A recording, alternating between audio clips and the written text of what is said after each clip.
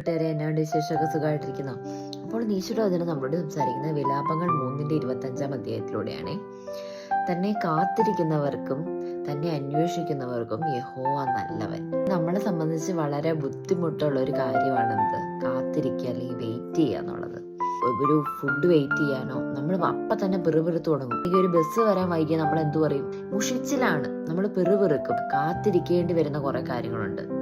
നമ്മൾ എത്ര വെയിറ്റ് ചെയ്തിട്ടും ഒരു നല്ല കല്യാണാലോചന വരുന്നില്ല, അല്ലെങ്കിൽ എത്ര വെയിറ്റ് ചെയ്തിട്ടും എത്ര നാള് കാത്തിരുന്നിട്ടും ഒരു വീട് പണി പൂർത്തിയാക്കാൻ പറ്റുന്നില്ല, അല്ലെങ്കിൽ എത്ര നാള് വെയിറ്റ് ചെയ്തിട്ടും ഭർത്താവിന്റെ കുടി മാറുന്നില്ല, അല്ലെങ്കിൽ മക്കളുടെ ദുസ്വഭാവം മാറുന്നില്ല.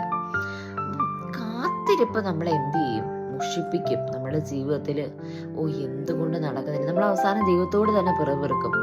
എന്തിനു പ്രാർത്ഥിക്കുന്നു? നമ്മളെ നോക്കിയിട്ട് നമ്മളെപ്പോഴും പ്രാർത്ഥനയായിട്ട് നടന്നിട്ട് നമ്മളെ നോക്കിയിട്ട് പലരും എന്തു പറയും? അവൾ ഏത് നേരവും പള്ളിയിലും പ്രാർത്ഥനയാണ്, പക്ഷെ എന്തോ ഗുണം. നമ്മൾ മടുക്കാതെ ഈശോയോട് വിശ്വസിക്കുകയും പ്രാർത്ഥിക്കുകയും അന്വേഷിക്കുകയും ഈശോയെ കാത്തിരിക്കുകയും ചെയ്യുമ്പോൾ അതിന് പ്രതിഫലം ഉറപ്പായിട്ടും ലഭിക്കും.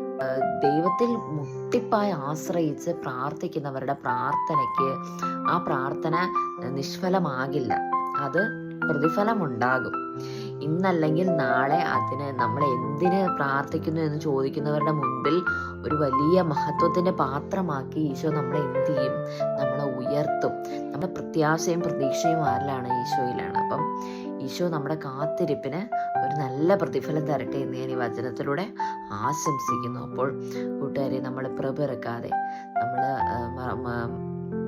മുഖം തിരിച്ചു പോകാതെ വിശ്വാസത്തിൽ ഒന്നോടെ ഉറച്ചു നിന്ന് ഈശോയ്ക്ക് വേണ്ടി കാത്തിരിക്കുക. ഈശോ നിങ്ങൾക്കായി നല്ലൊരു പ്രതിഫലം, നല്ലൊരു നാളെ തരാൻ പോകുന്നു. അപ്പോൾ കൂട്ടുകാർ, ഇപ്പോൾ പോകുന്നു. പിന്നെ കാണാം. ബൈ.